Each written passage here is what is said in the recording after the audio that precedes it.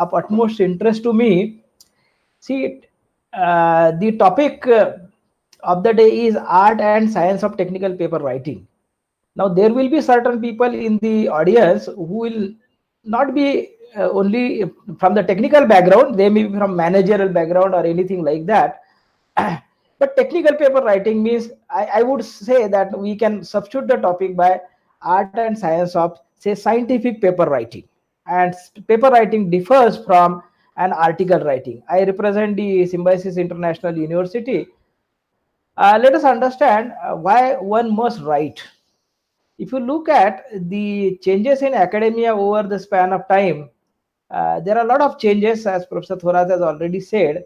The purpose of academics and research, and in general, the education, is to increase the human storehouse of human knowledge. The world looks at academia from a very different perspective.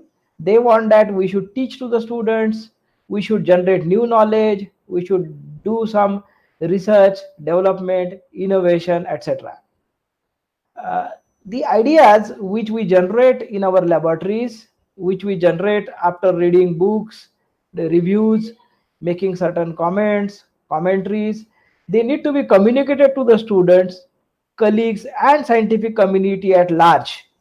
And why do we want to communicate? Because the communication will help to refine those ideas, and the society will be benefited by and large with a refined idea. If you look at the society at large, they are interested in what is called as translational research. You take the example of COVID-19, the world is expecting us to develop vaccines. The world is expecting to develop us new gadgets, new ventilators. The world is expecting us to predict when the pandemic is going to end. The world is also expecting us how the situation will change. Education will change, economics will change, industry will change, education will change. So we will be doing fundamental research, or will be doing research on these topics, and whatever ideas we generate, we'll be communicating it through the papers. And one more thing which is very important, and the last line of my slides, you can have a look at it. The scientific documentation always reflects your intellectual strength. You are very good at innovation, you are very good at teaching. However, if your scientific documentation is poor, then the world is not going to look at you from the same angle, because scientific communication basically reflects your intellectual strength. If you look at ranking of institutions, etc., the situation is a little bit different. I will throw some light on that. Those who are in academia, those who are doing postgraduate education, the world is expecting you to generate new ideas and publish paper. Publishing of papers is necessary for the academia, because your promotions are linked to it. There is one myth. Academia is limited to teaching, tutoring, and evaluation. That is something which we have been doing for years. However, we need to change that. Our job is not only to teach, not only to tutor, and not only to evaluate our students. We have to basically generate new ideas. It so happens in many institutions across the country and the world is that somebody designs the syllabus, somebody delivers the syllabus, somebody sets the paper, somebody evaluates the paper, somebody does the grading, and nobody is accountable in the entire trail. Whereas now in the changing paradigm of education, you are supposed to teach, tutor, evaluate, as well as generate new knowledge. The ranking of institutions is based on your intellectual property. Now, what are the intellectual property? Intellectual property comes in the form of research papers. Intellectual property comes in the form of the patents, on which my friend Advocate Mahurkar has taken 2 sessions. Intellectual property can be also, you can have some research projects. So instead of pondering and instead of concentrating on what you are only teaching, my request to all academia and the postgraduate student, even the graduate student, is to try to generate certain intellectual property. And the most simple intellectual property which is not having much legal concerns, etc., is your papers. However, it's not very easy to write down the research publications or research papers. Definitely, one has to learn the art and science of writing of a particular research paper. A paper differs from an article in a very, very broad ways. It's a different job altogether. There are certain, now the presentation which I am going to make in front of you is basically not concentrating on any discipline per se. I would say it's a psychological primer which I am going to give it to the academia and the postgraduate students. There are certain preludes to write. What one has to do is one has to check the originality of your idea. You have to check the originality of your idea before you start writing. If your idea is not original, then whatever you may write may not be acceptable by the rest of the world. So let us ponder on this question. Have you done really something new and interesting? If you have done something new and interesting, it is worth writing. Is there anything challenging in your work? Have you solved the problems which are very challenging, which are having a lot of constraints? If you have solved the problems which are having a lot of constraint, which require a new type of thinking, new type of discoveries involved in the laboratory, then whatever ideas you generate, whatever work you do as a part of your research is worth publishing. Also, you have to answer one question: is the research work which you have done directly related to current hot topic? If it is related to the current hot topic, meaning thereby that we are concentrating on the translational research part of the story, then your papers will be definitely published. The world will be interested in reading your articles. Have you provided solutions to difficult problems which the world is facing? Let me tell you at this point of time that if you are working on, say, internal combustion engines which are getting obsolete, then your work may not be attracting that much attention of the rest of the world. Whereas if you are thinking of using artificial intelligence, you are thinking of machine learning, you are thinking of developing new type of solutions which are substitute to diesel, petrol engines and the fossil fuels, definitely that will be attracting the world's attention. If the answer to all the above questions, like have you done something new, is there anything challenging in your work, is the topic translational in nature, have you solved the problems which are difficult to solve, if the answers to all these things are assertive, then your manuscript will be worth publishing. The journal houses will be very happy to receive your manuscript, process it as per their procedures and standards, and the world will be attracting the attention. Your paper will be attracting the attention of the rest of the world. Also, there are certain problems. It's a daunting task. It's a very difficult job if you are not accustomed to this kind of writing. Many of our friends, they are accustomed to writing articles for newspapers, writing essays, etc., etc.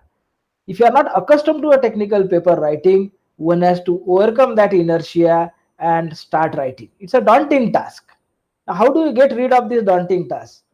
To get rid of this daunting task, the best solution is that you must read lots of research papers from the leading journals in your area of research. If you start reading the research papers, reading does not mean that you have to read each and every line, you have to remember everything.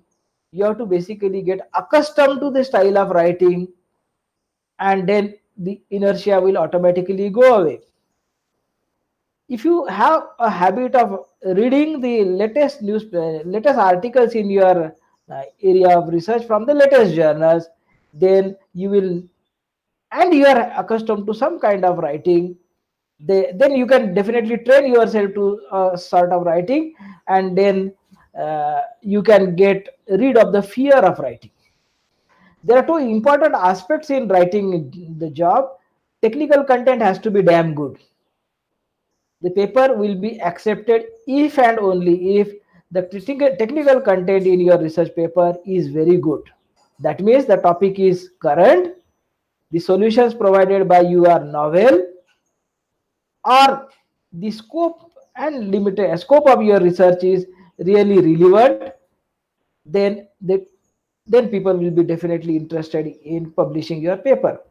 Also, there is bit of a part which is how can you express your ideas in a concise and coherent manner. Now I am drawing your attention to two words, concise and coherent. The concise means you have to write down in a limited space, maybe about 6,000 words or so are available at your disposal. And coherent means all the ideas shall be connected to each other very nicely. So please pay attention to these two things, concise as well as coherent. There is a feedback from the reviewers and editors that the papers written by those people, especially in the third world countries and developing countries, that now they contain a lot of extra material. So 20-25% of extra material can be got rid of. So anything which is descriptive nature may not be there in your paper. Anything which is argument building type of writing must be there in the paper. So anything which is descriptive, don't write down in your paper. Anything which is helping you to build up the idea shall be there in the paper. So this will take care of the concise writing, and this will also take care of the coherent writing. It may so also happen that the technical content is good but writing is bad, but both are essential. Technical content has to be good, writing also has to be good. There are now writing services available from leading journal houses. On that extent, some support can be taken from the journal houses.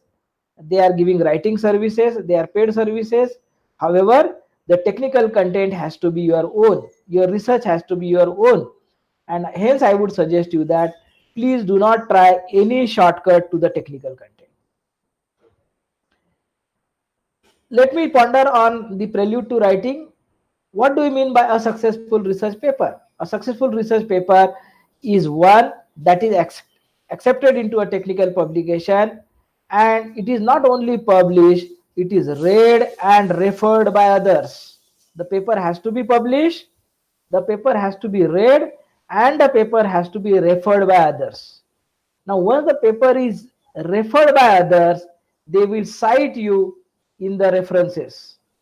And once you are being cited in the references, the citation count of an individual author will increase. I can tell you one thing which in the introduction has been missed out.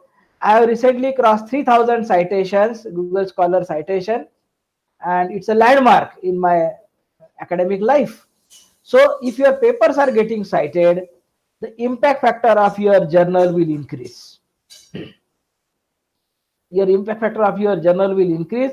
The moment citation increases, the journal will be a sought after journal by others.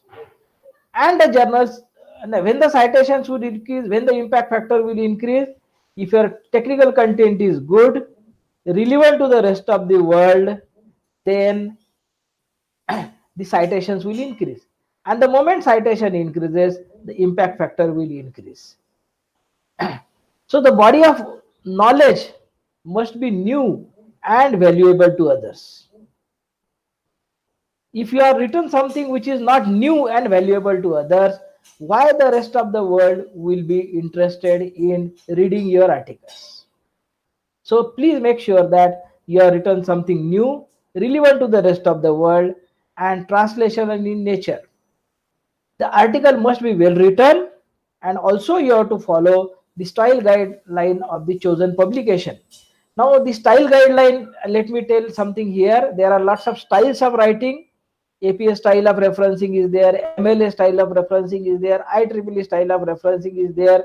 Some journal houses ask you long abstract, some journal houses ask you short abstract, so on and so forth. Some journal houses ask you content page, some journal houses ask you author's biodata. So the article must be written and it must follow the style guide of the chosen publication house. Understand the audience of the journal. Who are going to be the audience of journal? They need to be understood. Also, the same thing to be understood for symposium and conference.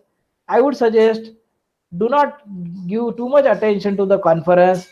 Please pay your attention to the journal houses, which are very choosy and which are peer reviewed. Peer reviewed means some blind reviews are done by the reviewers, and the papers are then weighted for the technical content, coherence, conciseness, and addition of new knowledge. If all these criteria are set, your paper is ready to be published.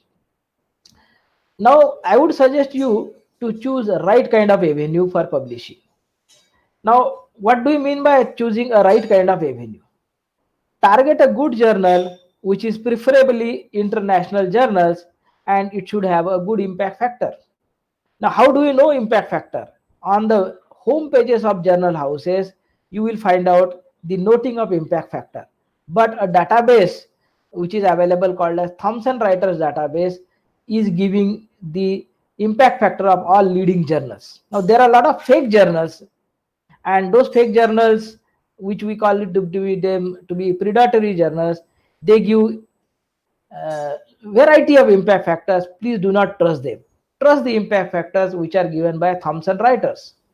If you publish an article in Nature, you can be adjudged as good as a Nobel laureate. Unfortunately, the experiences of many of the journals are not, say, very encouraging. So please think about the avenue of publishing. A beginner may start with some conference, but do not write down for conferences for a very long time. I would suggest that go for a good journal and be particular about choosing the avenue of a publication house. Now, I am just giving you a few examples over here. If you look at a journal called as Energy for Sustainable Development, that accepts the papers which are based on community or field studies of renewable energy. I am from the energy field, so I can definitely ponder on that. If you are writing down the fundamental research papers, then Energy for Sustainable Development may not be accepting it. IEEE Energy Management and Conversion, this is a journal which is accepting long-lasting and archival experimental and theoretical papers. So community studies may not be accepted by those journal houses. If you look at the Energy Policy Journal, again I am throwing some light in the energy area. They accept the papers which are based on economics and regulatory policies of energy. Many journals specify the word count, so you have to keep your length of the paper and word count of the paper in mind whenever you share the manuscript with them. Publishing houses many times bring special or dedicated issues from time to time, and if at all some of you are publishing in a very, very specialized area, then the special issues may be good for you.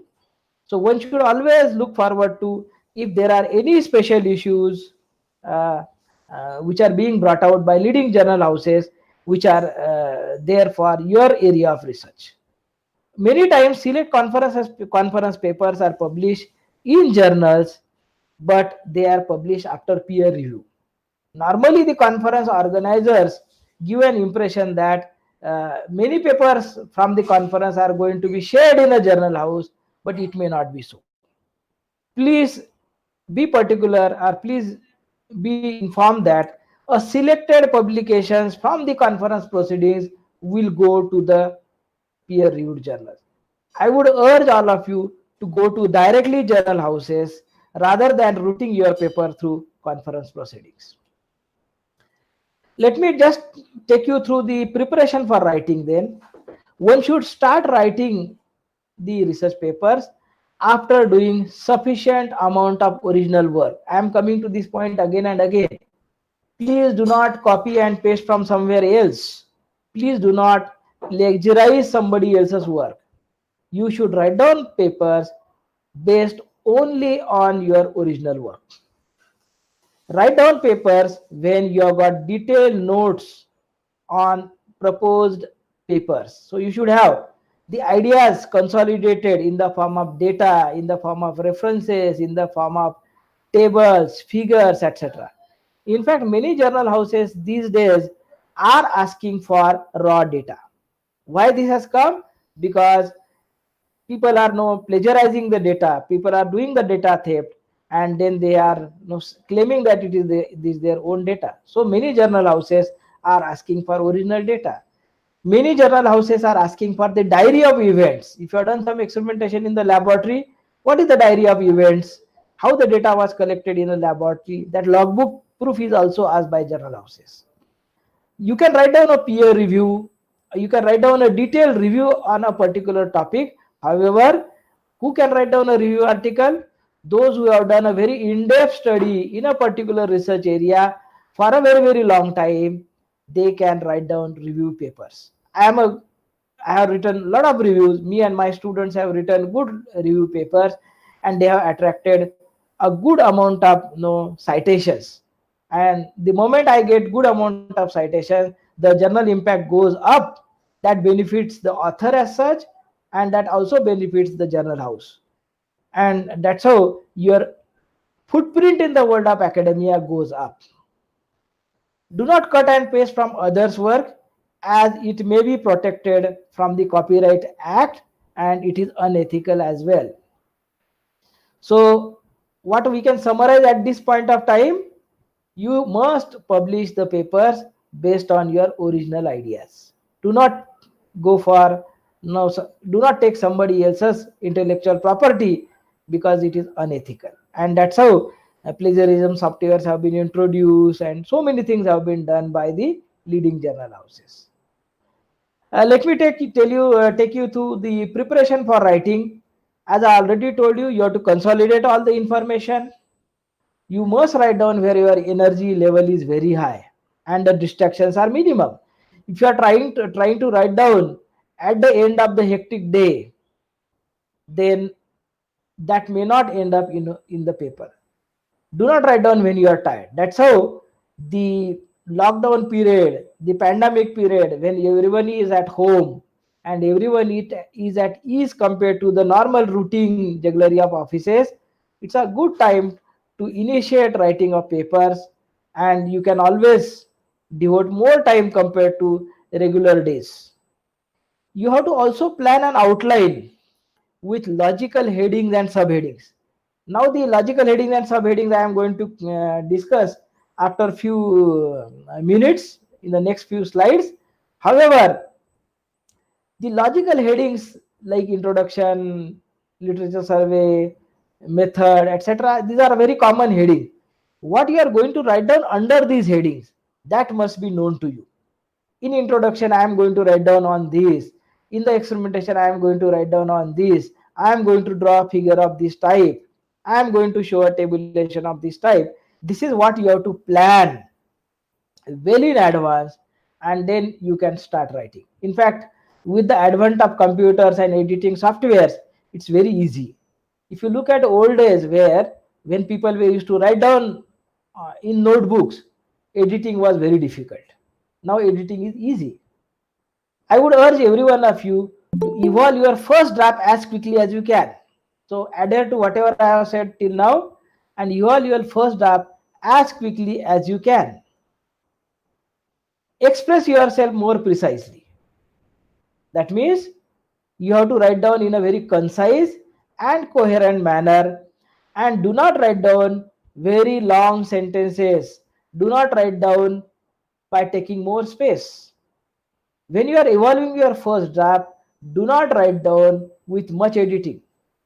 And once your first draft is evolved, I would request every one of you to keep your first draft aside for editing and let the ideas come. And after sufficient amount of time, a day or so has been lagged, you can revise your draft for the purpose of clarity. Let me draw your attention to some fundamentals. झालं, rejoin झालं sir, automatic disconnect झालं होतं. I'm online. Is the session continuing? Yeah. Yes, sir. Writers The for, yeah. session is continuing. Just a moment, sir. Will you please make the PPT in full screen so that participants can view that? It is in full screen. Okay.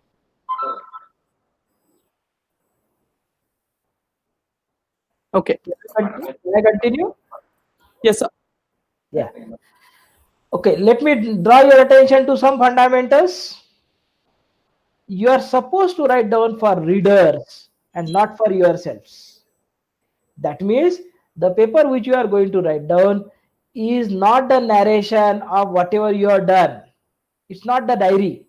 The paper differs from a diary.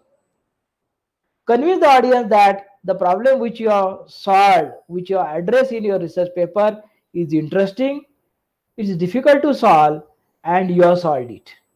Then only the world will be interested in reading through your paper. You have to also explain what is the problem you have taken. You have to also answer why the problem is important to solve.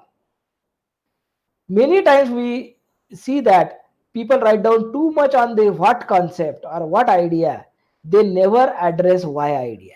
So you have to basically concentrate on why.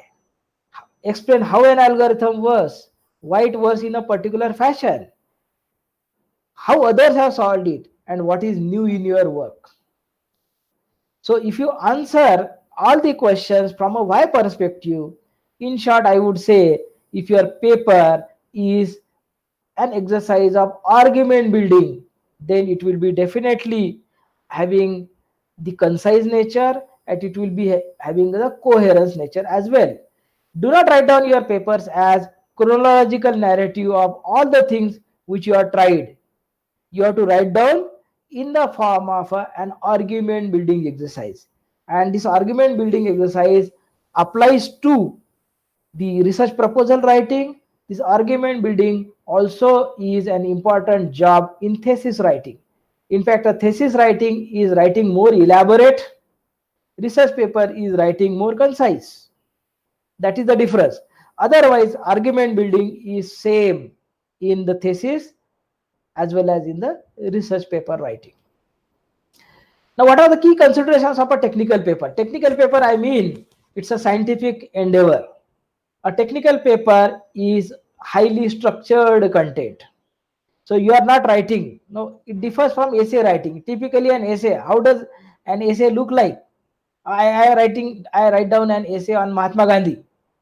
Okay, Mahatma Gandhi, a national hero. First paragraph about his birth, etc. 2-3 paragraphs about his deeds, etc. And the last paragraph about his contributions or concluding remarks on whatever your essay was. However, a technical paper differs from an essay. It's a highly structured writing. It gives a clear understanding of the problem. In fact, the clear understanding of the problem must be reflected in the abstract, in the title, as well as in the introduction. It is logically written. Now, what do you mean by logically written? Logically written means it has to have certain building blocks. It has to have certain headings and subheadings, and they must be coherent with each other. A technical paper always proposes some solutions. It has got numbered headings, figures, tables. The tables are numbered, the figures are numbered, headings are numbered. Page numbers are also there. It so happens many times that the authors do not put page numbers and then everything goes for a toss. If there are no heading numbers, if there are no table numbers, if there are no figure numbers, then everything goes for a toss. We cannot know what is to be read after what, isn't it? So follow the guidelines of referencing an artwork where maximum mistakes happen. Many times people do not cite the references in the body of the text. Many times the artwork is not up to the mark. The images are very bulky or the images are very faint. Many times the tables, there are mistakes in the tables. Any table which is spreading over the pages has to repeat the headings. The table captions are supposed to be above the tables. Figure captions are supposed to be below the figures. headings 2, 2.1, avoid 2.1.1, and there is no question of writing 2.1.1.1. So 2 levels of heading can be given.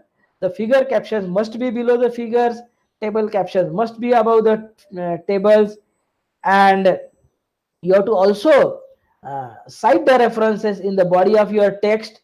Whatever are the cited references must be listed at the back, and whatever is the listed must be there in your body of text. What are the results achieved? And not only the results achieved, but their logical discussions shall also be part of your results and discussion section. If you look at the scientific merit of a paper, a badly written article will have less chances of getting accepted. So article must have a good technical content, but if it is not so nicely written, then it will be rejected. I just now share with one anecdote with you here. I received one paper for review on energy optimization in a steel industry, and the author was non-native English speaker. So article was damn good. The solutions provided were very good. However, I could not understand anything from the paper because the language was not so good.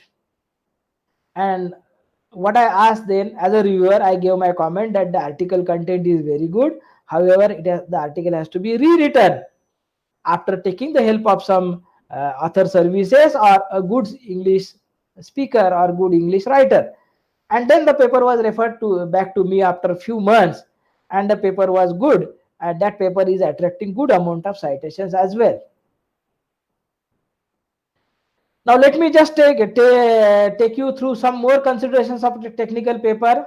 In a technical paper, you have to tell the objectives. Now where do you tell the objective? You have to tell the objective in the very introduction part of your article. You have to tell what is the scope and limitation of your article, and you have to also tell to the readers what is the usefulness of your article. Now this gives you flexibility. This gives you flexibility of taking the reader where you want. You have got a flexibility of taking the reader where you want. So you can draw the attention of your reader from a very broad perspective which is mentioned in the first few paragraphs of the introduction to a specific introduction wherein you are telling the scope and limitation of your research. You can also tell some unsuccessful approaches. However, you have to devote sufficient amount of space to tell what is novelty of your article and what is the success story in your article. What is something new which you have discovered during the research? What is something new which you have found out and that you want to communicate to the rest of the world? That must be told in the results and discussion session. Many times the literature survey is not up to the mark. This is because people try to address a problem which is not based on sufficient literature survey. In fact, if you look at the tagline of Google Scholar, it says stand on the shoulder of giants. Now what is the shoulder of giants? The literature. Literature survey should compare and contrast your work, and it should not be written only for increasing the length of your article. There are lots of issues. Many people do not write down literature survey. However, there are certain authors which write down literature for the sake of writing literature, and it does not have much connection. Please ensure that your literature survey is up to the mark, latest references are cited, and the literature survey is neither too long nor too short. Please try to avoid giving an impression that your work is a derivative of somebody else's work. See, if you write down too much literature survey, then the readers will have an impression that what is novel? It's just a literature you are trying to address very mimic issues or minor issues through your research. So don't allow it to happen. Devote sufficient amount of space for your original work. But at the same time, your literature survey shall not be very small or shall not be very brief, shall not be very elaborate. It has to be very appropriate. In fact, 4 to 5 paragraphs of literature survey are good enough 15 pages of good literature survey are good enough in a thesis. 4 to 5 paragraphs of literature survey are good enough in a research paper. Now, why do you want to write down and ponder on literature survey? Because this will acknowledge the earlier authors which have been devoting their time and energy on this particular portion. Let us say you try to write down a paper on multi-criteria decision making in energy area, or you are trying to write down a research paper on, say, energy storage by using phase change material, particularly energy exergy studies, and you forget to quote Pohekar, and the article comes to me for review. I will not be looking at the paper from a very holistic perspective. I would have always a feeling that a particular author has not paid attention to the research work which I have done for such a long years.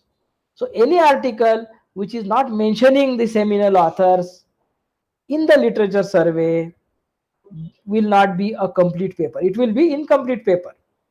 So my suggestion to all of you would be, please find out a stalwart author in your area of research. Who is the seminal author in your area of research? And please try to quote the seminal author always. So in phase change material, if you are writing on energy exergy, you can always read the papers which me and my student have written. Professor Jagdishwaran and myself, we have written so many articles on these.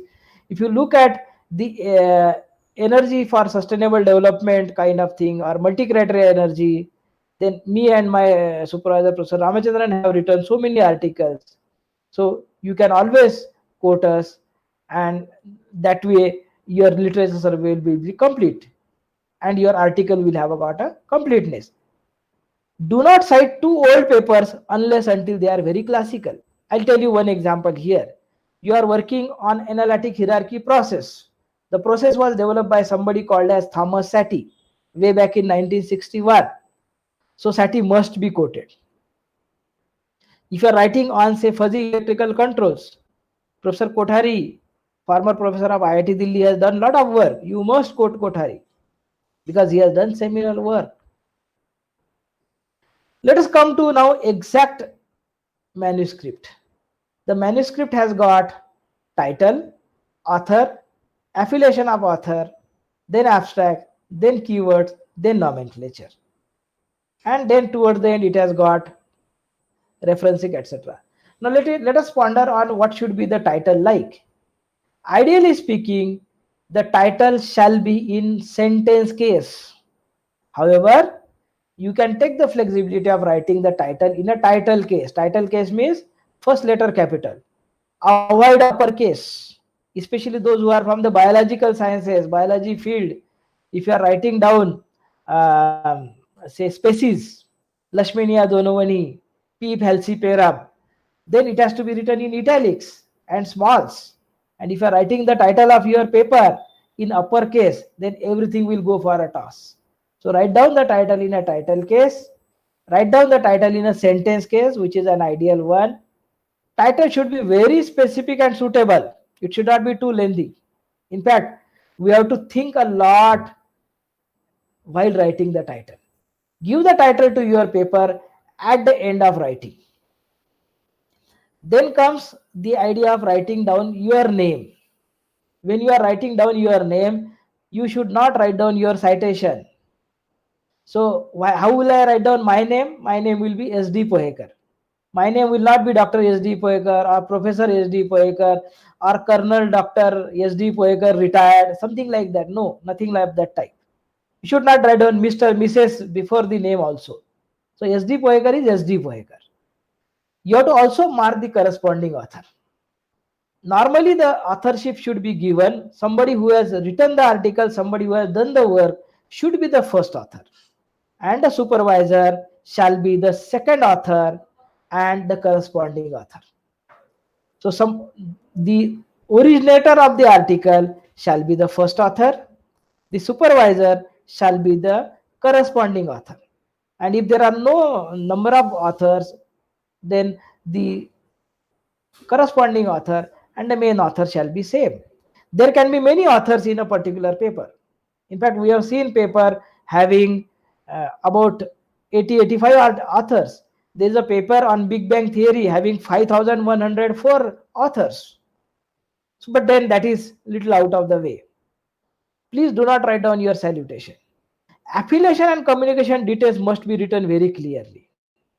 Your email address, phone numbers shall be specified. Fact numbers have become obsolete these days. Now comes the abstract.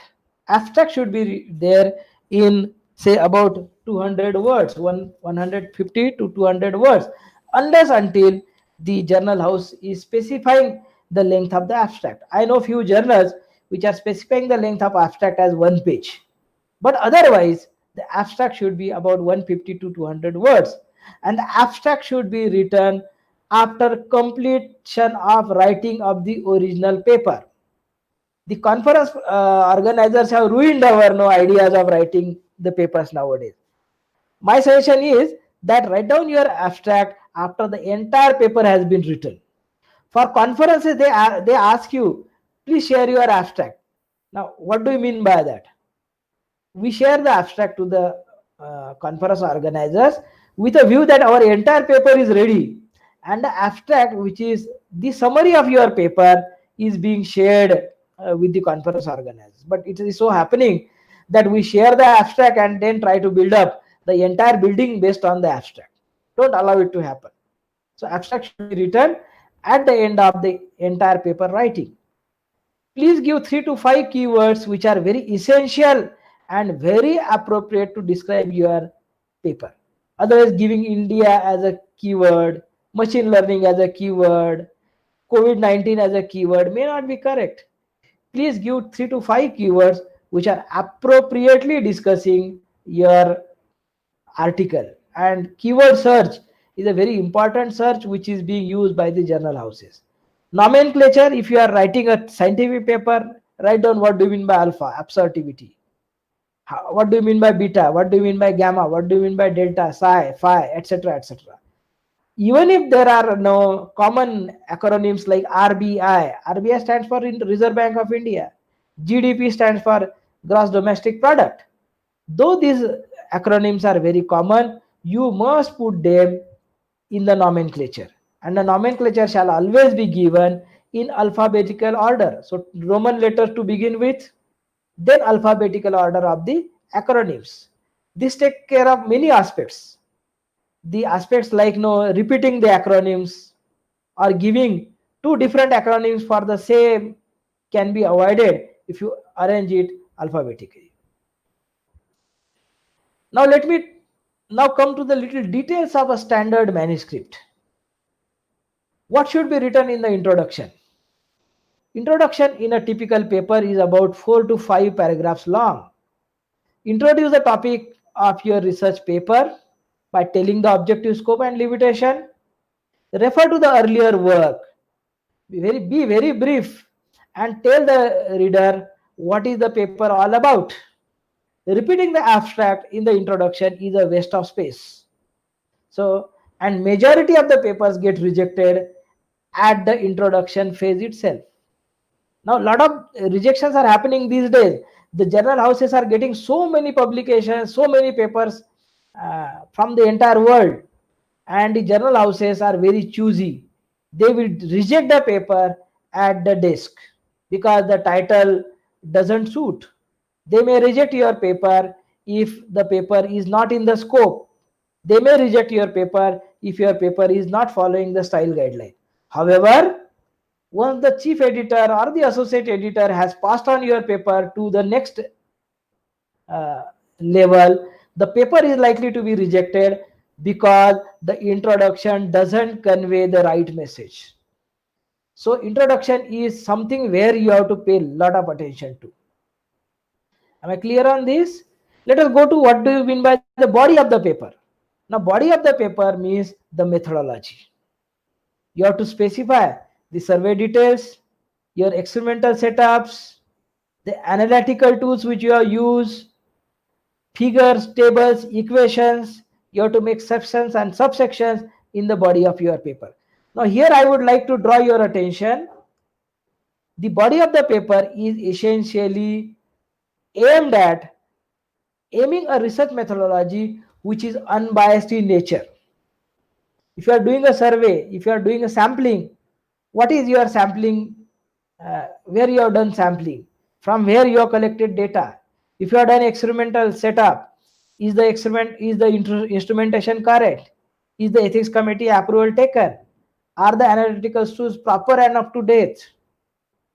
I face one problem. I use rotameter for the flow of liquid flow measurement, whereas for gas flow measurement, sorry, for liquid flow measurement rotameter is used, and for gas flow measurement I must use anemometer. So if I write down that a gas flow was measured with the help of a rotameter, my results will be biased and the research methodology, the experimental setup is wrong. So my paper is not likely to be accepted by the journal house because I have done a blunder in my experimental setup. So body of the paper can be about 6 paragraphs long. Then comes your results and discussion. So the research methodology, experimental setup, survey details, sample size, etc., analysis technique shall be specified in the body of the paper. Then comes findings of your paper, which comes in the section called as results and discussion. Results and discussion shall be about 8 paragraphs long. Write down salient results in the form of tables, figures, and you don't have to only write down tables, figures, you have to also discuss their implications. A particular study, what are the implications of the particular diagram? What are the implications of the particular table? What are the implications of the particular research finding? That must be discussed in the results and discussion. And for doing this job, you get about 8 paragraphs to 9 paragraphs. You can consume little more space here. However, the entire space is limited, so you have to cut down somewhere else.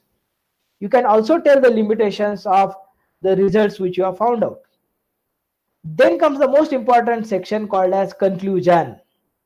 Now, what do you mean by conclusion? You have to sit back and find out what are the important findings of your research in the conclusion section. A conclusion section can be typically 1 to 1.5 paragraph long, or at the max 2 paragraph long. Also, you have to tell what is the future scope of work in the conclusion. And the future scope of work shall not be very lengthy. Future scope of work shall be very, very appropriate. Though no work is complete, the future scope of work cannot be too long. Otherwise, people will say, come on, do extra work and then share your paper with us. Then come the acknowledgements. Now, what should be written in the acknowledgement? The funding agency shall be written in your acknowledgement. Don't say that, no, I am thankful to Professor Thorat for allowing me to write down paper. Don't acknowledge the head of departments and higher ups. Acknowledge funding agencies. I am thankful to Department of Science Technology for funding this research. I am thankful to so and so funding agency, World Health Organization, for providing the funding support and travel grant, etc. So that is the section on acknowledgements. Then comes the references. Now, what do you mean by references? People many times make mistake between the references and bibliography. A research paper basically expects you to write down references and not bibliography. Bibliography is typically asked in language papers. In technical and scientific papers, you are supposed to write down the references. List the references which are cited in the body of the paper. And do not give bibliography unless asked for. Now, what do you mean by bibliography? Extra readings which are not cited in the body of the text is called as bibliography. We normally, the journal houses do not ask for bibliography, they ask for references. You have to also follow the style guideline of the journal. IEEE style is different, APA style is different, MLA style is different, Harvard Blue Book style is different, and variety of journals keep on asking the journal references to be typically spelled out in the style they want. APA style of referencing is very common in humanities, social sciences, and management, whereas IEEE style of referencing is very common in engineering and sciences. MLA style is very common in languages. So follow the style guideline of the particular journal house, and the ideal way of specifying the reference in the body of the text and while listing at the end of the paper must be adhered to. Incomplete references shall be avoided. Anything which is cited in the body of text must be listed, and anything which is listed must be cited. Normally page numbers are missed out. Consistency of writing is found. All these are common mistakes, and this common mistake must be avoided.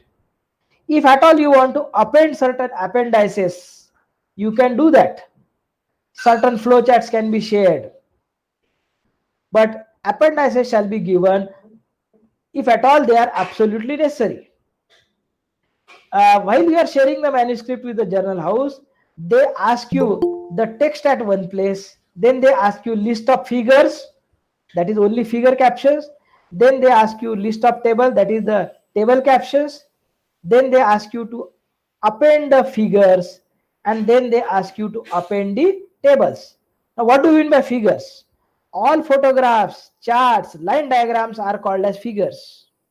Many times people give photograph 1, line diagram 1, chart 1, flow chart 1. Don't say all these things. Anything which is looking like a figure is called as a figure.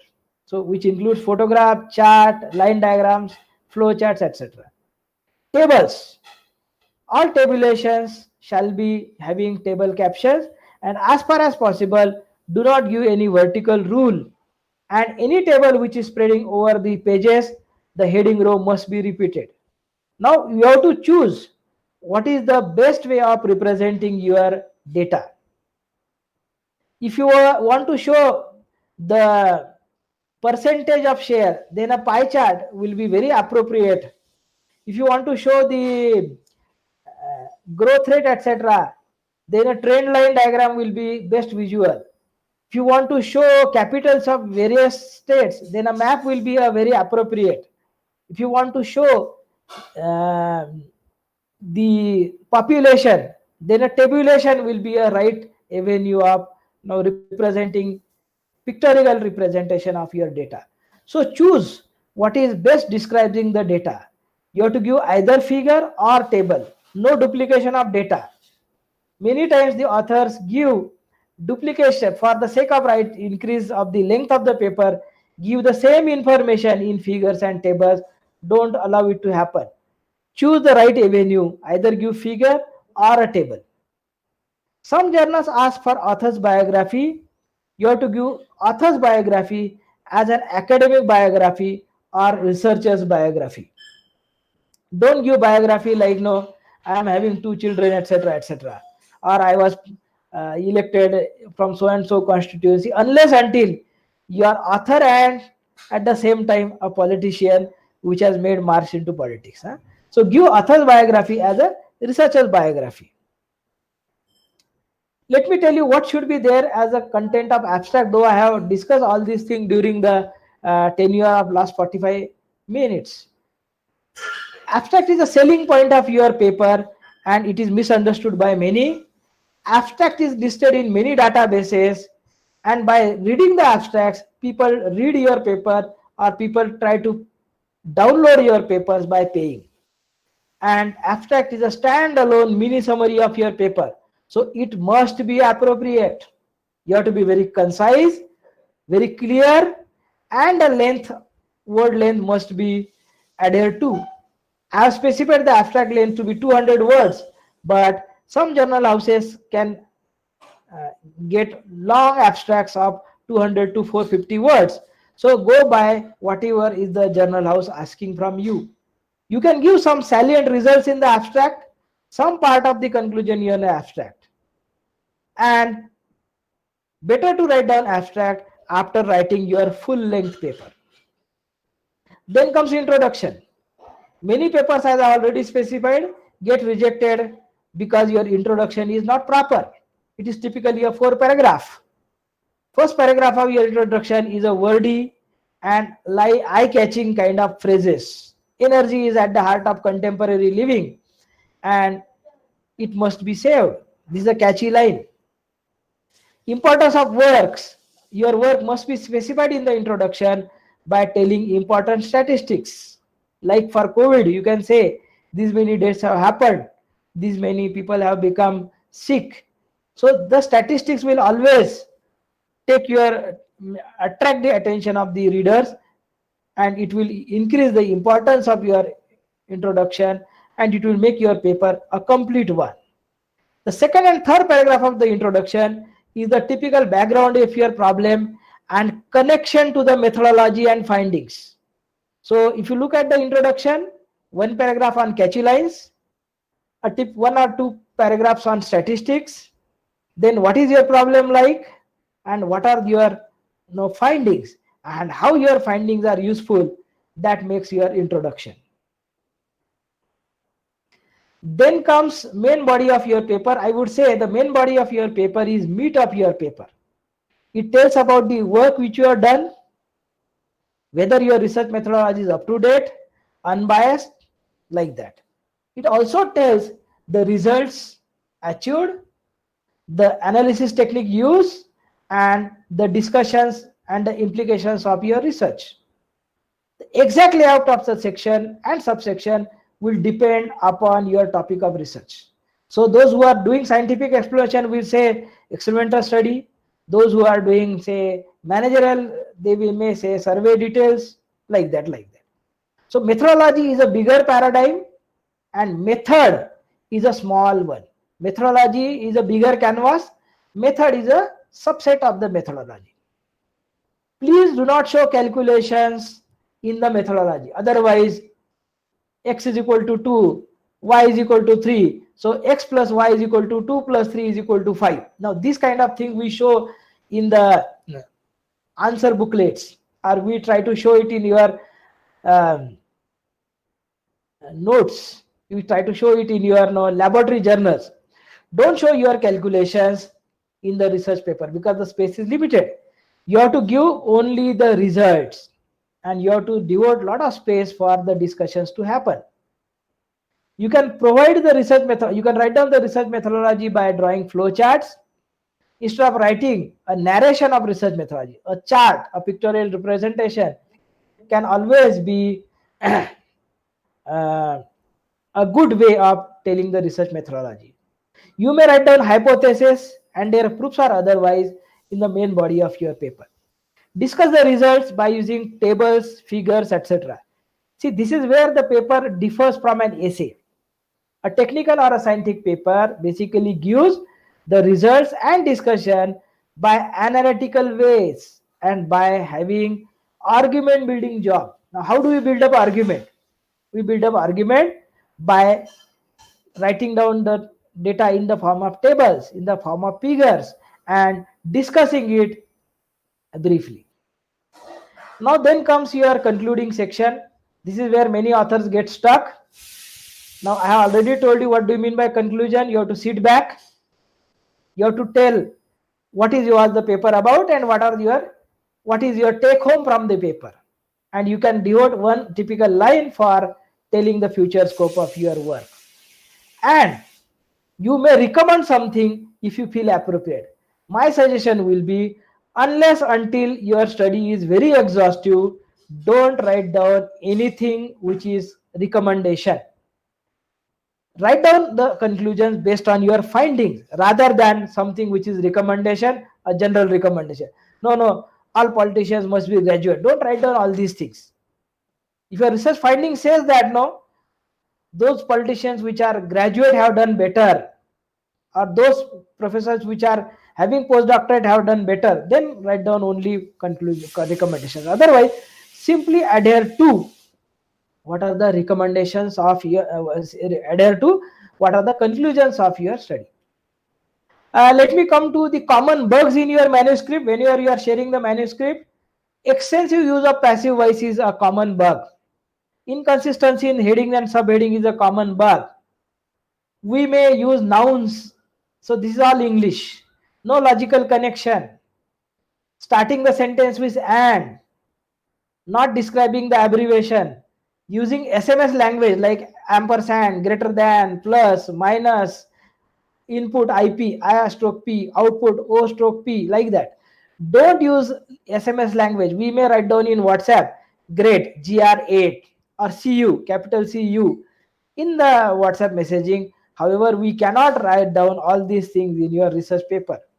Especially, I draw your attention to writing down the units. How do you write down kilowatt hours? The first way is the right way. I am just putting my pointer on kWh. This is the right way. Whereas the kWh written in this way is wrong, or writing all kWh in capital is wrong. Omitting 0 before the decimal point is a very common bug in scientific papers. Not referring to the figures and tables in the body of the text is also a common bug.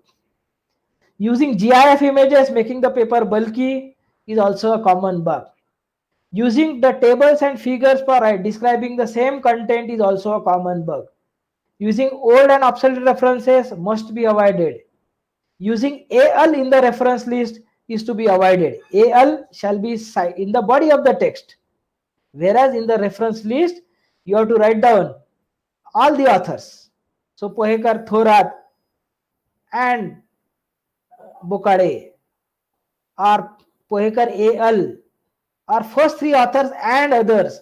That will be the way of writing down the author's details in the reference list.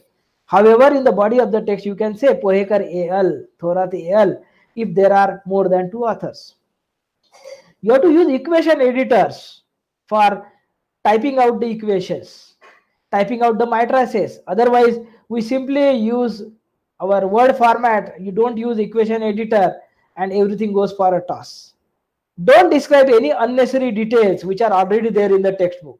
Don't describe the first law of thermodynamics because it is already there in the textbook. See, the space available for you is for building up your argument, not increasing your length of the paper. And any spelling errors are going to be taken very seriously by the readers as well as by the reviewers. And why there should be spelling errors? We have got Grammarly, we have got spell check. So many facilities are there at our disposal nowadays. So there shall not be any spelling errors. There shall not be any errors of describing the abbreviations. Even if you say RBI, say Reserve Bank of India in bracket RBI, GDP, gross domestic product, then say in bracket GDP when they are appearing for the first time. Now I am now coming to the end of my session. Reviewer's expectation. What is the reviewer expecting from you? The reviewer is expecting originality of your work.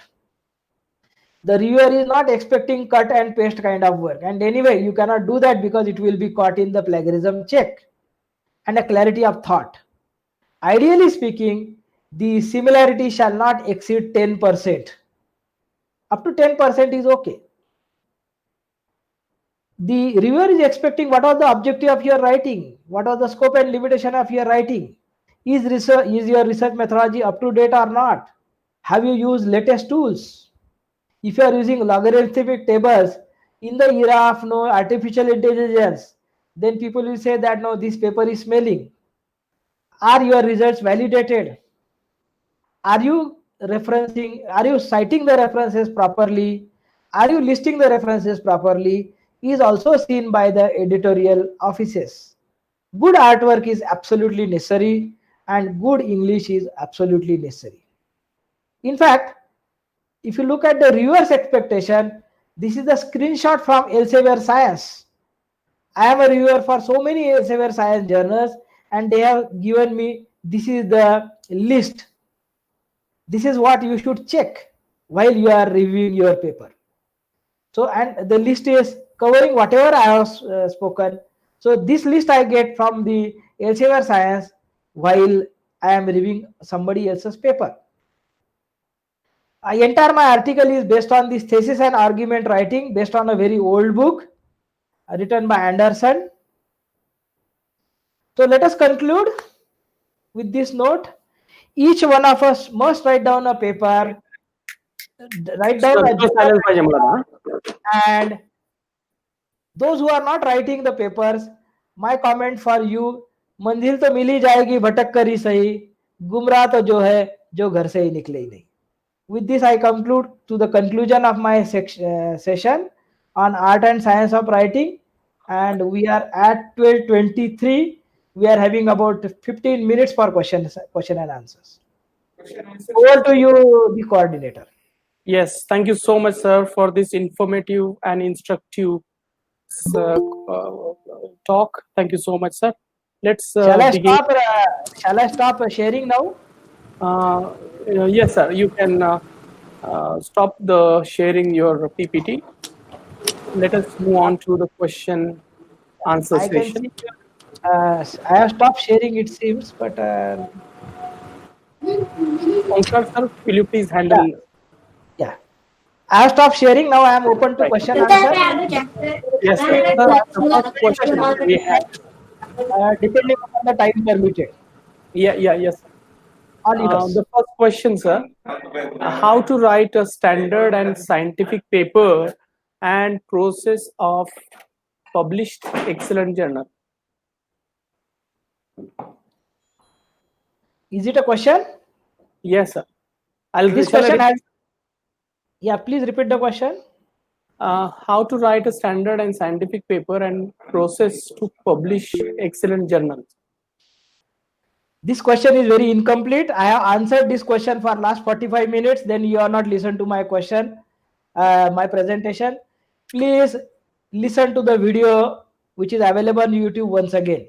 Okay, thank you, sir. There's a response from Shivaji. He says, how impact factor and citation index are related? Okay. This is a very good, important question. In fact, I was expecting the answer to I was expecting this question.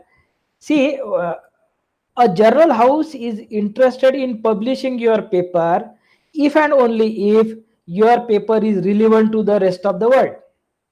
That means your paper is cited by contemporary authors. Now, the moment a paper is cited by a contemporary author, the original author's name will appear in the reference list. And this is called as a citation. The more the citation, the more the impact of the journal. In fact, there is a impact factor formula available. In fact, you can do a Google search how to calculate impact factor. Please do a Google search. You will find that number of papers cited in last 3 years divided by the total number of articles published by that particular journal.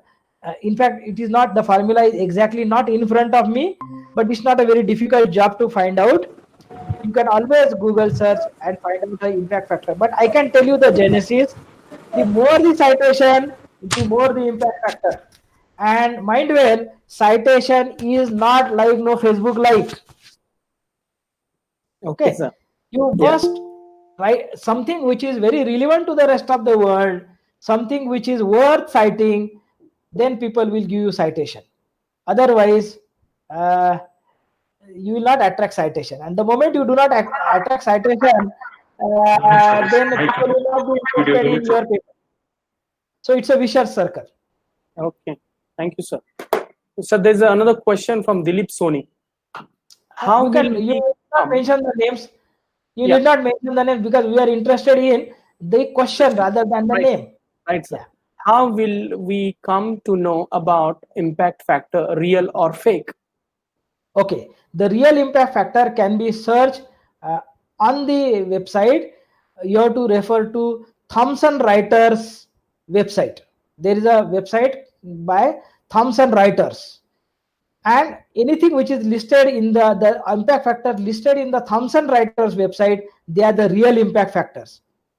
Impact factors given on the web page of the journal house shall not be trusted because many people give fake impact factors. So authentic source of impact factor is Thomson Reuters website. Thank you, sir. Have I answered your query? Yes, sir.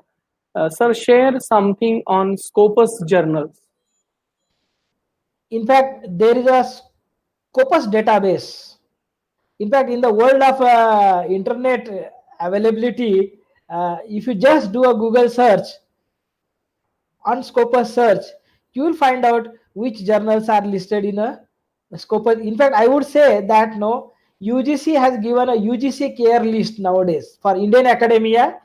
You please see the UGC care list. If you publish the papers in the UGC care list, it takes care of the Scopus index journals. Okay, thank you, sir. So please give information. Is title of the paper plays some role in paper selection and citation? Yeah, the title of the paper is the most important job. In fact, we say that no title has to be very specific. It should describe the entire content of your paper in a very concise and coherent manner. If your title is too short or if your title is too long, then the paper will not be attracting your attention. So many times we say the title of your paper should not be title of essay kind of thing. The title should be descriptive enough. However, it should not be too lengthy. It plays important job. How to select a good journal, sir? Now, how to select a good journal? The criteria are you must select a good journal which is having high impact factor. Number one, high impact factor. This is first criteria. The second criteria is the journal must be listed in Scopus index list or Web of Science index list. For managerial people, it should be in there in the ABDC list or FT50 list. So these are the indices. The paper must be there in high index list. However, at least the paper, the journal which wherein you are publishing the paper should be there in the UGC care list. Now, how to select a particular journal, that is left to individuals. I am a mechanical engineer, I am a typical energy engineer. I can tell which are the journals for my article relevant to the particular field. However, I will not be in a position to tell which is the best journal for computer science people or computer technology people. It is the job of an individual to know the journal, and the supervisors are the right people to advise. What I would suggest is select a journal which is having high impact factor. Then the second criteria is select a journal which is listed in Scopus Web of Science, ABDC or FT50, Science Citation Index, SCI, SSCI databases, and if not all databases, at least UGC care list. Thank you, sir. Please explain techniques to write keywords. Now, this technique has to be understood by writing. I can tell you how to drive a car right now. Sit on the this thing, press clutch button, this that. However, I can tell you the ideal way of writing keywords. The keywords shall be 4 to 5 keywords which are appropriately describing your content of the research paper, and they should not be generic keywords. Say generic keywords are no India, artificial intelligence, machine learning, pandemic. These will be simple keywords. You have to be very specific because based on the keyword, the articles are searched by others. Sir, could you please give us the details how to write mathematics paper?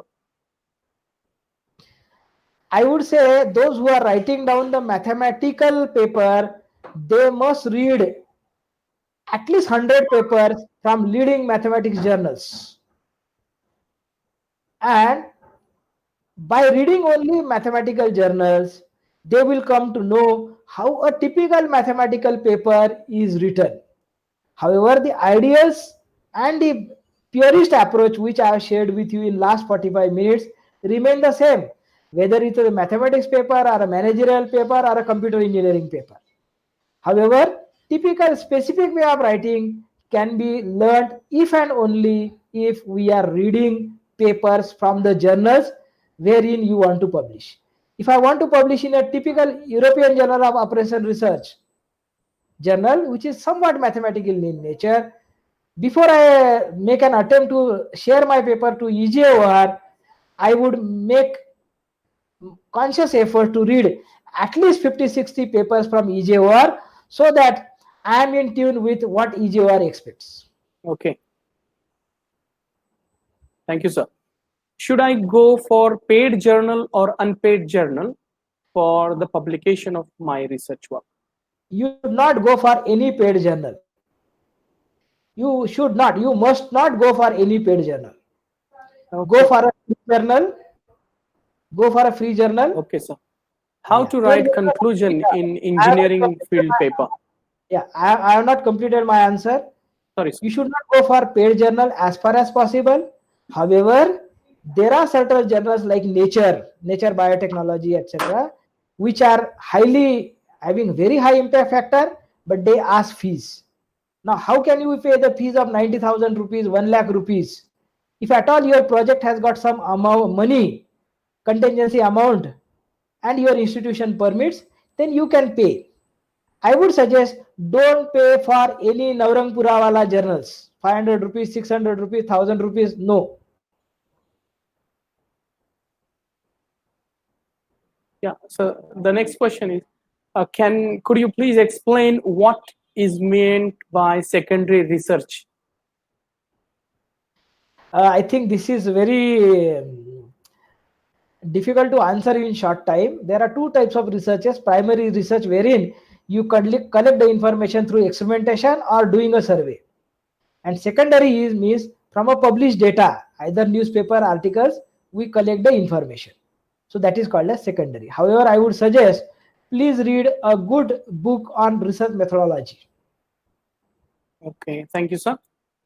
Please throw some light on claiming of impact factors by journals. Now, there are a lot of fake journal houses these days which are claiming that our impact factor is very high. However, as I already answered the query, please visit Thomson Reuters website and find out what is the exact impact factor of that particular journal. So the information given on the Thomson Reuters website is the most authentic information. Don't trust the information which is given by the journal homepages. However, I must say that there are a lot of journal homepages like Elsevier Science, Taylor Francis. They give impact factor which are derived from the Thomson Reuters. Sir, if I write a research paper, is it necessary to go for a plagiarism tool, or is it not necessary? 100% necessary. If you are not doing plagiarism check, what tools are available, sir? Plagiarism check is a must. If you are not doing plagiarism check, the journal house will do plagiarism check, and if they find out that your paper is a derivative of somebody else's paper, they will simply throw your paper to dustbin. So there are a lot of plagiarism tools. We use commonly Turnitin. However, there are lots of tools available for plagiarism check. Turnitin is a very popular software which is useful for assignments writing, thesis writing, article writing. It's a popular database, but I will not say only that. There are a lot of tools which are available. Open search, open platform also are available. So I will not advocate anyone, but use one. And yeah, thank you, not sir. More than 10% similarity is allowed. Yeah, thank you, sir. Sir, there is most of the participants are asking, could you please share your PPT? The PPTs cannot be shared because they are protected by the intellectual property of an individual author. Okay. Thank you, sir. In fact, let me tell you at this moment, see, you have to learn the art of writing. And if you do a Google search, you will find out several things in the website, how to write down article. It's not only reading the PPT, it is practicing. In fact, I would say I might have trained more than 5,000 people, and this must be my 100th seminar on art and science of technical paper writing. Great, sir. Who have learned technical paper writing? Those who have practiced. See, I give you a book on how to swim. Will you learn swimming? Never. How will you learn swimming? When somebody kicks at kicks you and puts you in the body of water. Because there is a threat, you automatically start swimming. So you automatically start climbing the hill. Otherwise, let us say, unless until you climb the hill with the help of your car, how will you know how to make a combination of clutch, gear, etc., etc.? So it's to be learned, not to be read and forgotten. I would say one thing here: the best teacher, the best student, and the best atmosphere, learning efficacy is only 10%. If you are not practicing, then I might give you hundreds of lectures to you, but they will all go in vain. You must practice. Thank you, sir. Sir, there is a particular question. What is H index? H index, once again, this is the beyond the purview of my scope of topic, but you can always Google what do you mean by H index. Though I have got a definition written, H index, it is called as Hirsch index. So please Google it, you will get an exact definition basically. H number Okay. of times the article has been published. I do not recall because I'm not comfortable in switching between windows, and no. So please excuse me for that. It can be Googled. Okay, sir. Thank you. How author comes to know that how many researchers cited his research paper? Okay, this is a very good question. I was expecting this. Each author must create a Google Scholar page. Now this is a facility available, and in the very beginning, you might have shown your you have shown my website to begin with, and on my website you can see there is a home page and there is a Google Scholar link. So you can always create a Google Scholar link, and once the Google Scholar link is created, you can add the papers in your Google Scholar link, or the papers can be automatically added in your Google Scholar link. You can add, subtract, and the moment a paper is cited, the count increases. So however, the count, it's not like a Facebook count basically. Yeah, Okay. it's not a Facebook count. In fact, if time permits, I will show you my Google Scholar link. Please, sir. Yeah.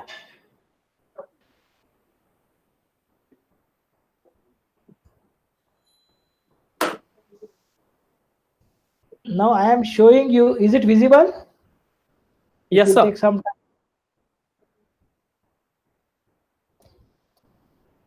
Is it visible? Yes, sir. I think taking some time. I have shared with you my home page, isn't it? And on my home page,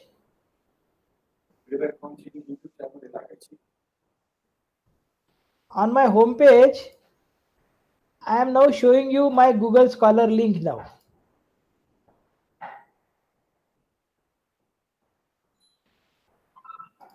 Is it? Are you able to see it? Yes, sir. Quite well. Yeah. So this is a Google Scholar link I have created, and this gives you, see, you can see my today's citation, 3017 citations, and which paper has attracted how many citations? 1760 to this article, 536 to this citation. I can scroll it by year, I can scroll it by cited number of citations, etc. So this is pretty easy in the era of information technology.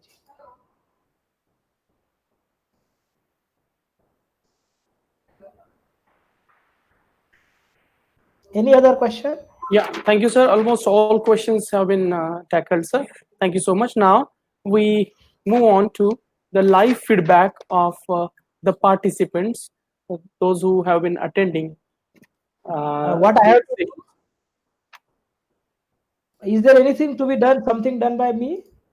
No, sir. No, thank you so much, sir. Thank you. Can I log out, or shall I stay No, sir. tuned? Will you please stay online? May I? I'll stay. Yeah, I am staying Okay. online. Okay. Sir, there's Dr. Rakesh Dhuare, sir, who is the head department of computer science, Dhote Bandhu Science College, Gondia. He would like to